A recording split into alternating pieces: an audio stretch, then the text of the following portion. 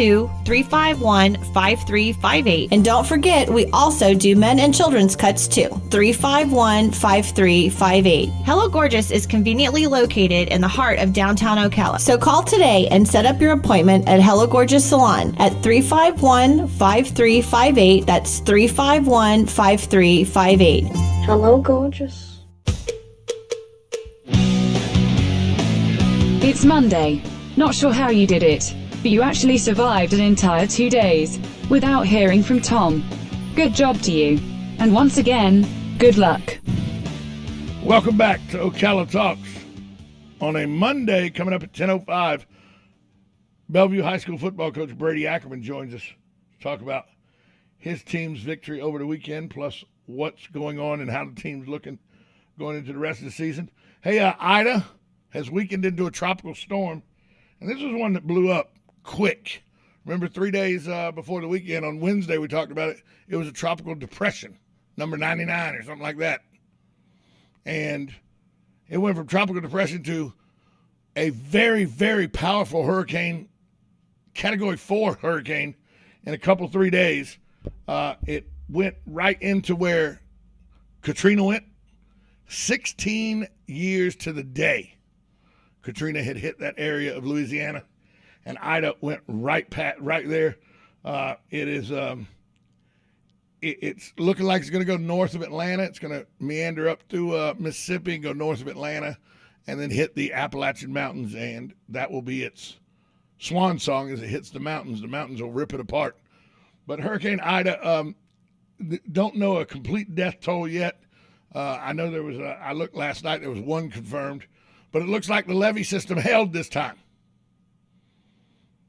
But after the catastrophe of Katrina, it damn sure better have held.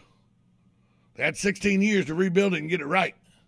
Because people forget, it wasn't the storm itself, it wasn't Katrina itself that did most of the damage to Louisiana. I went over and did some cleanup.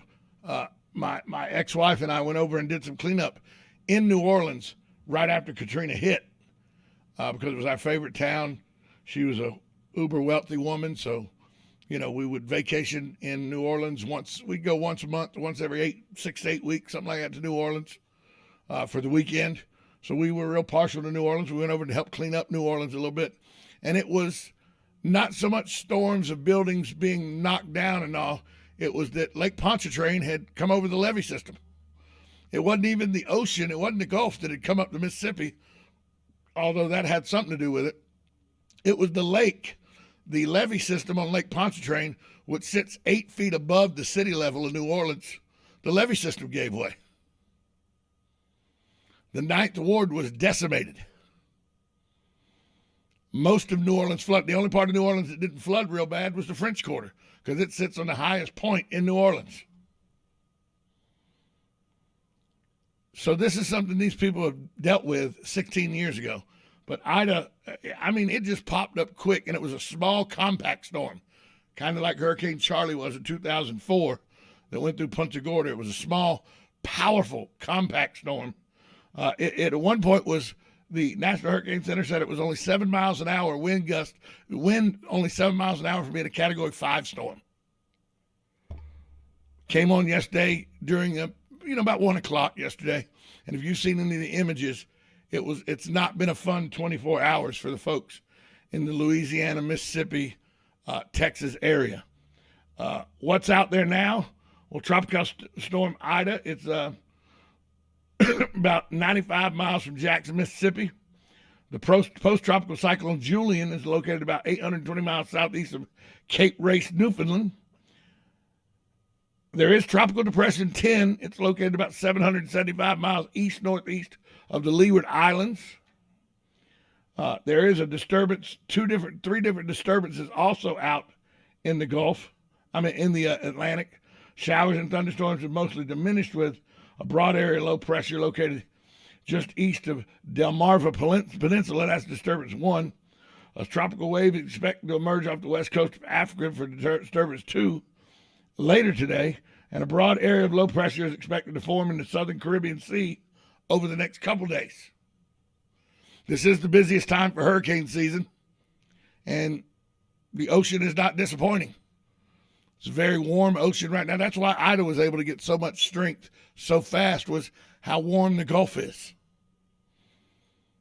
And yeah, the Gulf had been churned up a little, but not much. And so Ida came along and got great opportunity to become a very strong storm, which she was. I mean, winds of 150 miles an hour you don't want anything to do with that. And that's the wind speeds that were being clocked near the eye wall as Ida came on shore. And it's always eerie. I watched the news broadcast on AccuWeather on my TV last night, and a reporter was inside the eye. And it's always eerie when you're inside the eye because it's very calm inside the eye. But you're inside the eye of a powerful storm, and you don't realize there's no wind blowing, there's no rain. Now, there's not sun because there's still clouds all around you. But it's just very calm. And to know that the massive brunt of that storm, you just went through half of it and the other half still to come. It's very eerie to me, people that will call in and report from the eye of the storm, right in the center of the eye. And when you looked at this hurricane on the satellite image, that was one of the most well-defined eyes. It reminded me of Andrew. It was so well-defined. But Ida will be nothing more than a tropical storm now, will be a tropical depression, and will run out of steam as it gets to the Appalachian Mountains sometime later today or early tomorrow. Wow. Sorry, folks. I just had my thoughts process go away because I just saw a plane do a hard landing. Wow. He bounced, a little bitty plane. He bounced when he hit the runway. If that's a student pilot, somebody needs to give him a few more lessons. But back to Hurricane Ida. She is now a tropical storm located about 95 miles from Jackson, Mississippi, or to put it in perspective to what we know, about 217 miles west of Pensacola, Florida. So she's on her way out, but still a very powerful hurricane. And that just tells you that in a couple of days, this storm went from a tropical disturbance to a category 4 hurricane. They didn't have much chance to be prepared. Usually we have 10 days, 12, 8 days, something like that. They had 2 days. 2 days to get windows boarded up. And by the way, the entire city of New Orleans without electricity at last report. So not only do you have to board the windows and all up, now you're sitting with the windows all boarded up and everything and no power, no air, nothing. My, prayers go out to the people that were dealing with the devastating storm that was Ida. She's now a tropical storm, going to be a tropical depression probably by the end of today, early tomorrow morning. So just one of those things where you got to be vigilant, folks. You got to stay tuned. You got to stay tuned in.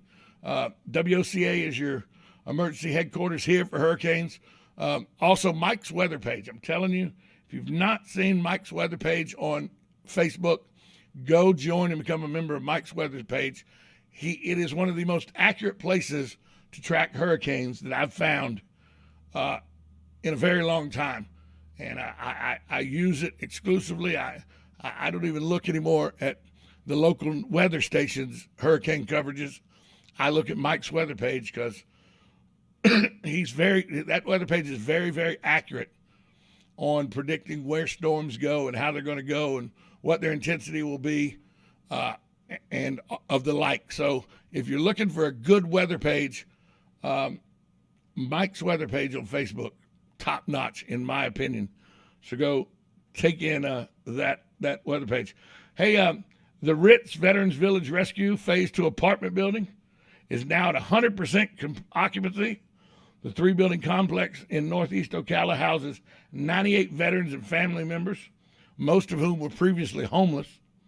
Complex includes a new 27-unit reserve Phase 2 building, the 2-story, 12-unit Ritz Reserve Phase 1 building, which was completed in 2016 on the west side of Northeast 12th Avenue in the 200 block, and the historic Ritz, circa 1925 Ritz Inn, all part of that Both reserve buildings feature 1, 2, and 3 bedroom apartments. The grand opening ceremonies for the Reserve Phase 2 building, which was completed in December, were put aside due to precautions during the pandemic. Now, the complex is operated by Volunteers of America of Florida, part of a nationwide faith-based human service organization. According to voaflorida.org, the group uses professional staff, volunteers, and community supporters to deliver services, veterans programs, in partnership with the Department of Veterans Affairs personnel. So, good thing for the homeless veterans and their families. This 98 unit situation between 3 buildings is now at 100% occupancy. So, good job to the Ritz Veterans Village Reserve Phase 1 and 2, plus the Ritz Hotel itself, being a place to help veterans get off the streets. We're going to take a break. When we come back, more right here on Ocala Talks, 1370 AM, 96.3 FM, WOCA, The Source. Rodeo time in Ocala.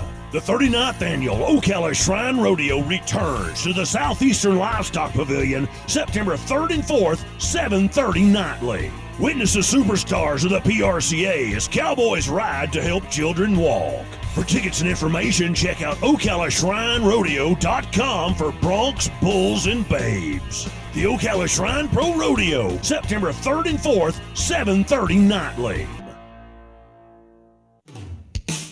Celebrity Soul Food is opening its flagship restaurant here in Ocala on